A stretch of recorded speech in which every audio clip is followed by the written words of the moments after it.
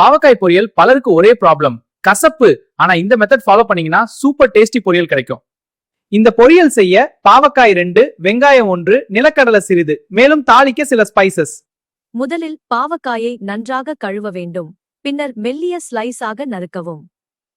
பாவக்காய் கசப்பு குறைவாக இருக்க சிறிது உப்பு சேர்த்து 10 நிமிடம் வைத்து விடுங்கள். இப்போ ஒரு கடாயில 2 டேபிள் ஸ்பூன் எண்ணெய் சேர்க்கவும், மீடியம் ஃப்ளேம்ல நல்லா சூடாக்கவும். எண்ணெய் சூடானதும் கடுகு, உளுத்தம்பருப்பு, கறிவேப்பிலை சேர்க்கவும். பின் நறுக்கிய வெங்காயம் சேர்க்கவும். வெங்காயம் லைட் கோல்டனாக வதக்கவும்.